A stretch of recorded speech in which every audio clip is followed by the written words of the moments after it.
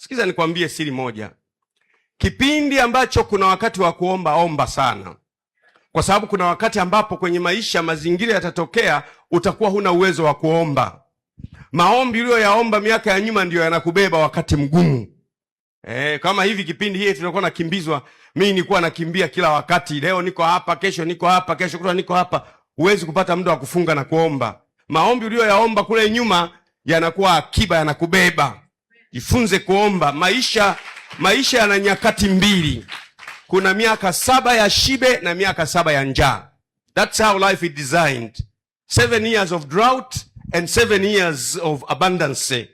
Ule mwaka wa utele kawaida huwa vinakusanywa vile wakati wa utele, vinakuja vinatumika wakati ambapo kuna scarcity. Maisha yako namna hiyo. Usifikiri if you are well off now, you're gonna be well off all the times. There are sometimes God will allow you to be tempted so that he sees your faith. There are sometimes God will permit the devil to come to your life. God does not mean he is killing you. He just simply means he wants to see whether you can persevere even in the time of difficulties. Mungu anaruhusu majaribu, unajaribiwa, unakuwa na wakati mgumu. Haimaanishi Mungu anataka kukuua. Anataka kuone kwamba je, hata wakati wa magumu utanifuata? Hata wakati wa magumu utainua mikono utasema wewe ni Mungu? Kwa hiyo kuna wakati ambapo majaribu yanakuja, yale maombi uliyoomba ile miaka ile yanakubeba wakati wa majaribu. Yakubebe vile vile kwa jina la Yesu.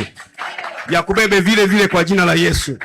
Kwa hiyo ile akiba ya maombi uliyoiweka inakubeba.